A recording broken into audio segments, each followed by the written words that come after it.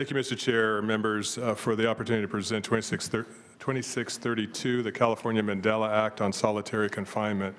Despite the volumes of research that show how solitary confinement causes deep psychological and physical harm, it remains common in jails, prisons, and detention facilities across California. In fact, the current consensus among mental health experts, human rights organizations, and the United Nations is that prolonged solitary confinement amounts to torture. In 2016, the National Commission on Correctional Health Care stated that a period of confinement beyond 15 consecutive days is inhumane, degrading treatment, and harmful to an individual's health. The lack of human contact and endless monotony causes deep depression, paranoia, and some even suffer hallucinations. Others experience large fluctuations in weight and chronic pain. And due to its extremely restrictive conditions, chronic health conditions either go untreated or are mistreated.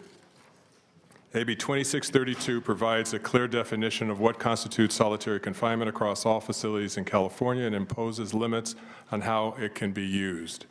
Additionally, this bill will prohibit the use of solitary confinement for vulnerable populations such as a pregnant woman and those with serious mental and physical disabilities. To state the obvious, people who need specialized care should not be locked up in a room the size of a king-size bed and without access to the services they need. AB 2632 also provides important protections for those placed in solitary confinement. As an example, current regulations allow the use of food and nutrition as an additional lever of punishment for confined individuals. This bill disallows that. Many times we like to boast that as California goes, so goes the nation, but we are behind in setting clear standards on the use of solitary confinement. Several states, including New York and Colorado, have already taken this critical step. California must join these states and the international community to set clear standards and limits on the use of solitary confinement. This begins by recognizing that prolonged solitary confinement is torture and setting uniform and consistent limits on how solitary confinement is used. Here with me to testify in support of AB 2632 is Sewing Ban with Disability Rights California and Vanessa Ramos, who will speak on the impact solitary confinement has had on her life. I respectfully ask for your aye vote. We have here. Sewing Ban. Okay, you may have 2 minutes to begin your testimony. Thank you. Good afternoon, Mr. Chair and members. My name is Sewing Ban. I'm a colleague of Eric Harris. He's taking care of the care courts matter right now, so he apologizes. So I make these statements on behalf of Eric Harris, who is our Director of Public Policy at Disability Rights California. We're a statewide nonprofit protection and advocacy organization that advocates on behalf of all people with disabilities in the state. We are part of a coalition of proud co-sponsors of AB 2632. We work in jails, juvenile facilities, and detention centers to improve conditions, eliminate unnecessary isolation and segregation, and secure adequate medical and mental health treatment for those incarcerated. Solitary confinement is torture and a priority issue for DRC because its harmful impact on disabled people who as a group are disproportionately subject to its use. We've litigated, obtained consent decrees with jails, and negotiated with immigration detention operators to limit its use. Most recently, we served on the Executive Steering Committee and working groups of the Board and State Community Corrections for the Title 15 jail regulations revisions to limit solitary confinement, but we were unable to get the necessary reforms through that process. We have concluded that California needs a statewide comprehensive legislative solution to end the solitary confinement of people with disabilities in jails, prisons, and immigration detention facilities. Solitary confinement is a practice that does not rehabilitate, but causes harm, especially to vulnerable populations. Solitary confinement is not an effective tool to manage violence in carceral settings. Rather, it exacerbates these issues. Research shows that solitary confinement does not make prisons or jails safer, nor does it improve public safety outcomes, because exposure to solitary confinement has been proven to increase recidivism in some cases. The co-sponsor of this bill also views solitary confinement as a racial justice issue. It's a racial justice issue because it impacts Black and browns more. Solitary confinement is most often used against people of color, against Black and Latinx people, and the statistics released the statistics are not released to the public, but researchers estimate that between 85 to 90% of people in solitary confinement are people of color. We need AB 2632, a bill that would do these things. One, it bans solitary confinement for vulnerable populations such as individuals with disabilities, pregnant women, and youth and elderly. I don't know why these populations are even in solitary confinement. We are, as a society, better than that. We shouldn't have pregnant people, people with disabilities, or folks who are seniors in these conditions. It prohibits long-term solitary segregated confinement by limiting the time spent in confinement not to more than 15 consecutive days or 20 days of a total in 60-day period. Require facilities to keep clear records of these use of solitary confinement in order to provide public transparency and accountabilities. These are taxpayers' dollars that are being used. So for all those reasons, Mr. Chair and the members, I urge you and I vote for AB 2632. And with that, I'm going to pass it over to my colleague. Thank you. So do you have Vanessa Ramos here? Ms. Ramos, you have 2 minutes. Hi. Before I start, I have disabilities, so I may need extra time, but we timed it, and I think we got it down. So, okay, my time starts now, please. Good afternoon now, Chair and committee members, and Member Holden for bringing the bill forward. Thank you, Franklin. My name is Vanessa Ramos. I proudly serve on Disability Rights California's public policy team.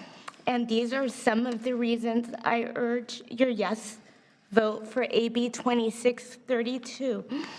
At 20, while most youths are in college, I was met by a failed county mental health system. To survive being unhoused and untreated, I participated in sex work, sold drugs, and stole cars. Life became even more horrendous after I gave birth.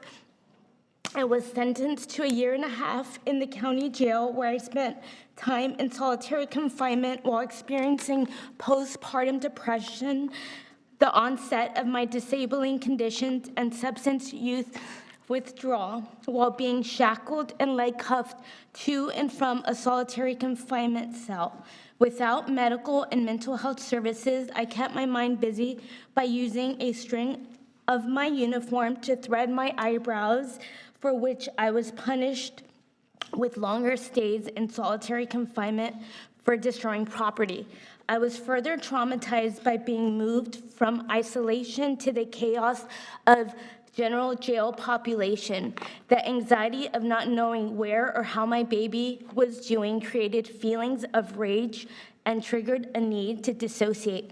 I was caught in this terrible and inhumane cycle. As a person with a serious mental health disability, my experience is not unique. Research shows that people with mental health disabilities are 10 times more likely to be incarcerated than they are hospitalized in the U.S. And more than 70% of people in American jails and prisons have at least one disability. Not only is this a carceral issue, but this is a racial justice issue as well, because it overwhelmingly affects Black and brown people. Effective evidence-based restorative justice programming that can be used as an alternative to solitary confinement can include peer-led yoga, mindfulness, and nonviolent communication. If we are serious about rehabilitation, we will get serious about the negative effects of solitary confinement, which the National Commission on Correctional Health Care describes as inhumane, degrading treatment, and harmful to individuals' health. For all these reasons, I urge your yes vote for AB 2632. Thank you. Thank you for your testimony. Now we'll go to the rest of our members here who wish to testify in support of AB 2632. Chair and members, Alejandra Duran, representing Next Gen California, proud co-sponsors of this bill, urging your support. Thank you. Thank you. Next witness. Jackie Gonzalez, Policy Director for Immigrant Defense Advocates, proud co-sponsor of this bill. Also here for Indivisible California, State Strong. Thank you. Thank you. Fred Williams, ACLU Cal Action, in support. Thank you. Margot Mendelson, Prison Law Office, proud co-sponsor and support. Thank you. Good afternoon, Melissa O'Connell from the Northern California Innocence Project, and also on behalf of the Loyola Project for the Innocents, in strong support. Thank you. Vanessa Vicente, representing the California Innocence Project, strong support. Thank you. Good afternoon, Gregory Fidel with Initiate Justice, proud co-sponsor, strong support. Also listing support on behalf of Smart Justice California, as well as 517 currently incarcerated individuals who submitted a letter of support for this bill to this committee. Thank you. Thank you. Good afternoon, Emily Harris with the Ella Baker Center for Human Rights, in support. Thank you. Seeing no more witnesses here in room 112. Moderator, let's go to our phone lines and see if there's witnesses desires to testify in support of 2632. And if you wish to speak in support of 2632, please press 1 then 0. We'll go to line 232. Please go ahead. Leslie Caldwell Houston for the California Public Defenders Association, in support. Thank you. Line 227, please go ahead. Rebecca Gonzalez, National Association of Social Workers, California chapter, in support. Line 252, please go ahead. Good afternoon, Chair and members. Ed Little with Californians for Safety and Justice, in strong support. Line 241, please go ahead. Jim Lindberg, on behalf of the Friends Committee on Legislation of California, in strong support. Line 250, please go ahead.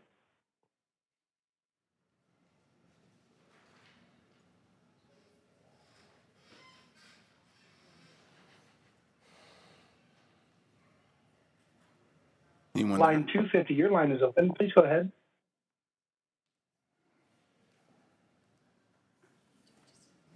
And we'll go to line 251. Please go ahead. Debbie Marroquin with SE Justice Group, and support. And Mr. Chair, we have no one else in queue at this time. Okay, now we're going to go to opposition. We're going to forward our witnesses the same opportunity in opposition. I hear we have Julio De Leon and we have Corey Salzillo. Is Julio here? Guess not. Corey, you have... Huh? Okay, Corey, you can go right ahead. You're there. You have 2 minutes.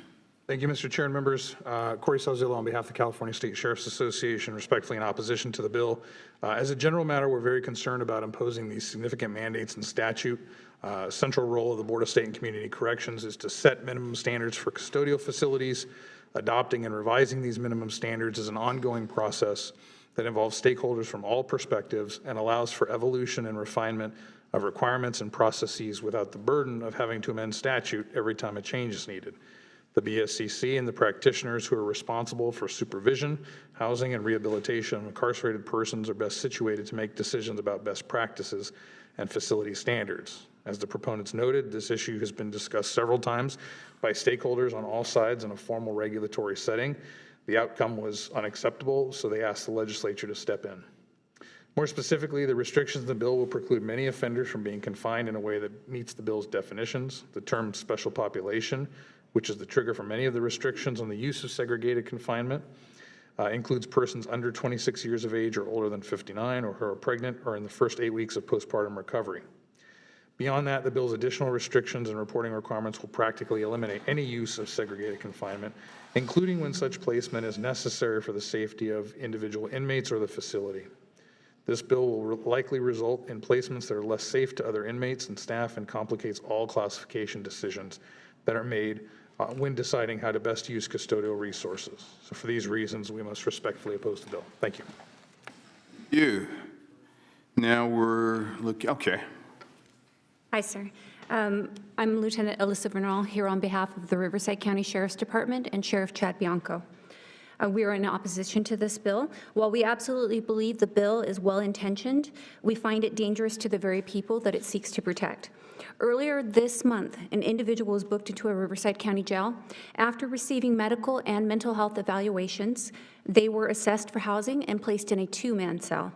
Immediately upon entering the cell, the individual attempted to strangle their cellmate, who was merely sitting at the desk writing a letter. Thankfully, in this case, the victim was able to fight them off.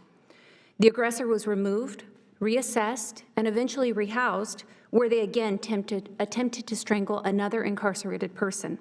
This is not a one-off event. These types of individuals exist in our custody throughout the state and the nation. Last year, an individual was booked into custody for a sexual assault that they committed while they were in state prison. In an attempt to minimize the use of administrative housing, they were placed in a 64-man open barracks-style day room. Despite the number of people present, the individual attempted to forcibly sodomize another incarcerated person. When they were unable to do so, they instead strangled the victim to death. With 62 witnesses in the room who did nothing to stop this violence from occurring. While correctional authorities make every attempt to safeguard the lives in their care, they cannot be everywhere at all times.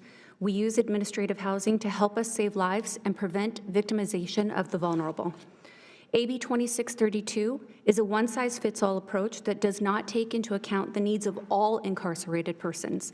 It instead limits use of administrative housing despite the protections that it can provide. Also, it doesn't allow this housing to be used for certain age groups, as the other gentleman mentioned, so I won't go deeper into that part. What I would like to say is that equal protections should be available to all incarcerated persons despite age, despite gender, despite race, despite disability, despite identity.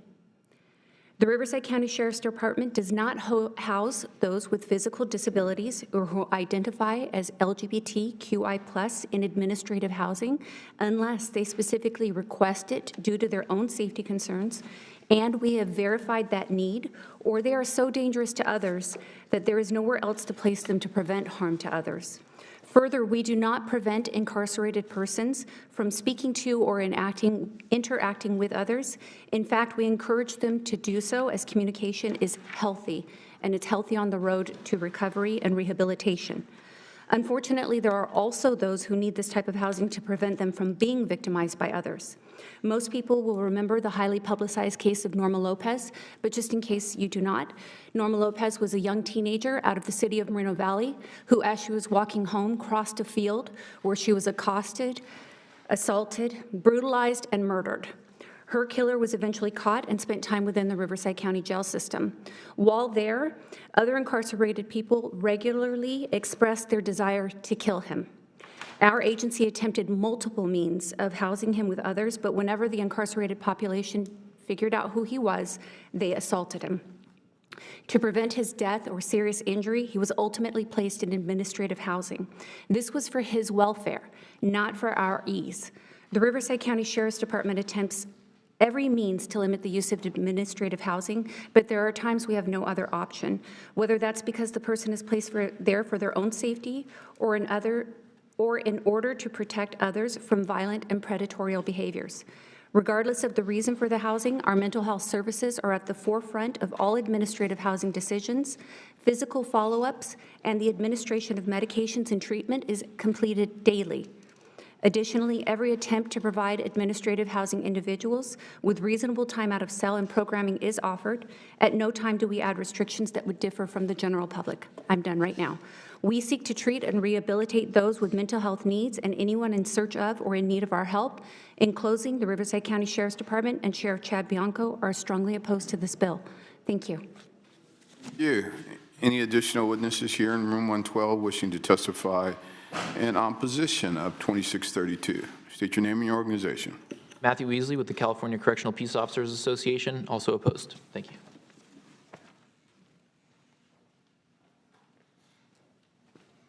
Ryan Sherman with the Riverside Sheriff Association and Placer County Deputy Sheriff Association in opposition. Thank you. Any additional individuals here wishing to testify in opposition? Seeing none. Moderator, let's go to our phone lines for those wishing to testify in opposition of 2632. And if you wish to speak in opposition of AB 2632, please press 1, then 0. We'll go to line 256. Please go ahead. Kevin McCarthy, on behalf of Underground Scholars Initiative, and very strong support of this bill. Please do not believe law enforcement's lies. Thank you. In just a moment, we have another one queuing up.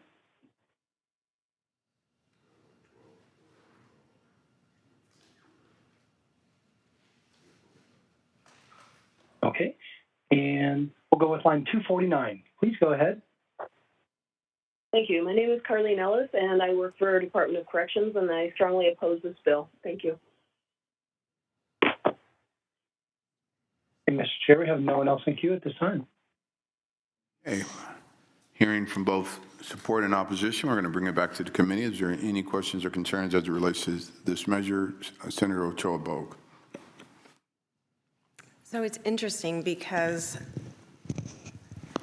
I hear the concerns of people with behavioral health issues going through and coming in solitary confinement. And I hear, as someone who, this is going to sound a little funny, it's probably not appropriate, but I'm just going to say, as a parent, I remember using timeout for my kids, and I remember there were strategic time sets depending on the age of the child. It's either 2, if they were 3 years old, 3 minutes, and so forth. You would place them on a timeout so they could think about what they had done. You talk to them, you place them in there, and it was a time for them to reflect. In your study, in your research in this space, is there any appropriate time frames for solitary confinement that would be okay? And is there a time frame where it exceeds and becomes cruel and unusual punishment? Thank you, Senator. The bill itself defines the appropriate or the maximum amount of time that a person may be placed in solitary confinement is 15 consecutive days and not more than 45 days within a 180-day period. That anything that is being confined into a cell for 17 hours a day or more without access to social interaction is considered solitary confinement as the bill defines it. Okay, so now my question would be for those in opposition, are those timeframes not sufficient? Do you see circumstances in which they need to be extended?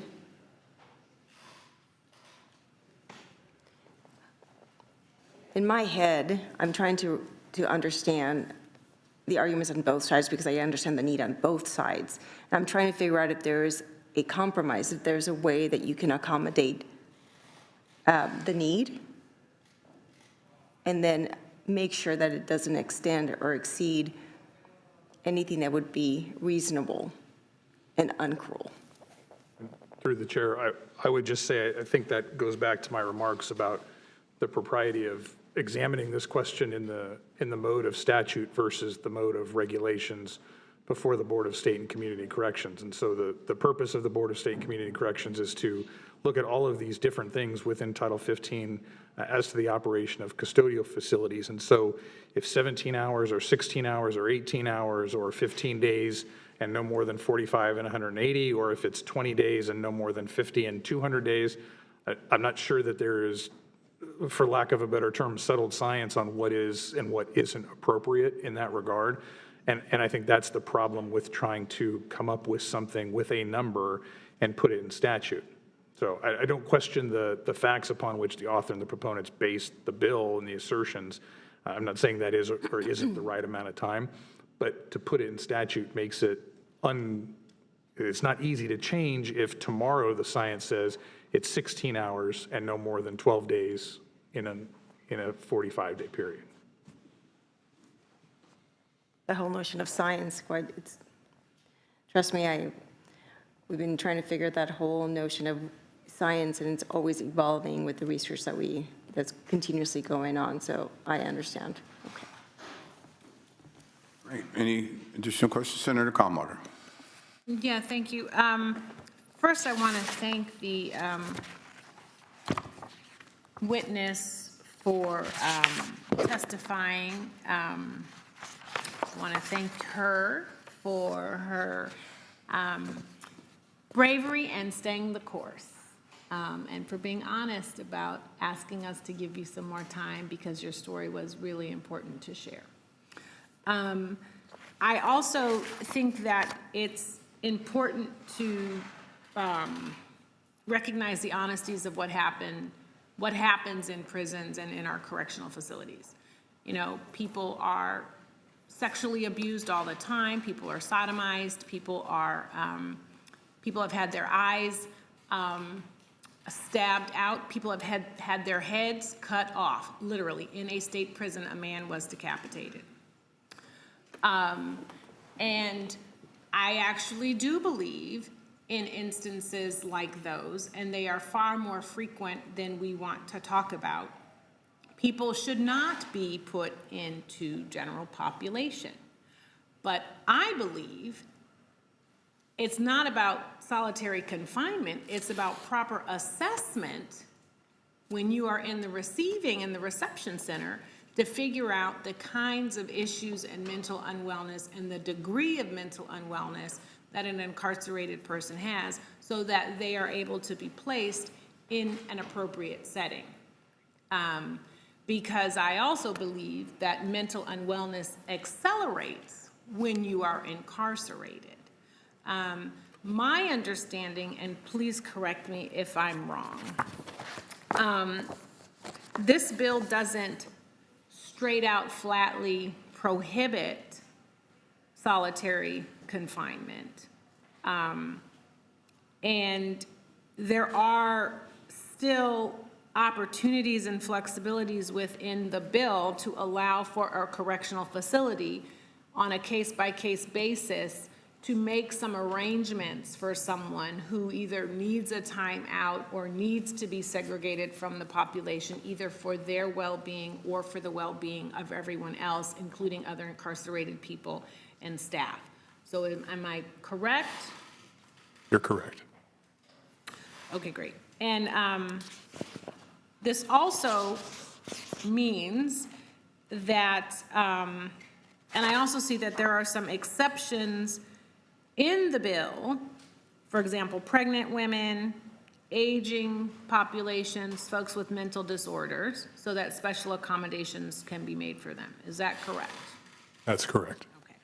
And then I'm assuming that it also allows for correctional facilities to be imaginative about how they use either confinement, which doesn't have to mean solitary, but how they use confinement and how they use segregation in a way that A, is humane, B, is still safe, and still allows for the maintenance of the correctional facility to happen. So is that still allowed even with this bill? That's correct. Okay, thank you very much. And I too want to thank the author for this measure. There are individuals who truly do not belong in general population, but that being said, it doesn't mean that they should be housed in an inhumane way, which only exacerbates and adds to whatever mental disorder that they have. And I think there are times, like I say, when people need to be in isolation, and I heard the opposition say that one size doesn't fit all. Well, currently, their process is one size fits all, and this provides clear flexibility, the range in no more than 15 days and no more than 45 days over 180. I think it's fair, it's humane. As a son of a psych nurse, I've heard many of the horror stories of individuals with mental challenges, but at the same time, you don't mistreat them and only add to the trauma and to it. So I want to support the bill. I think it's long overdue that just because you're a prisoner in prison, you shouldn't lose your humanity. And the way we have used solitary confinement has taken away the humanity of so many people, and I'm glad it's named after Nelson Mandela, because it was an individual who truly was treated very inhumane for decades, and he spoke to the effects of solitary confinement and the fact that what it had on him.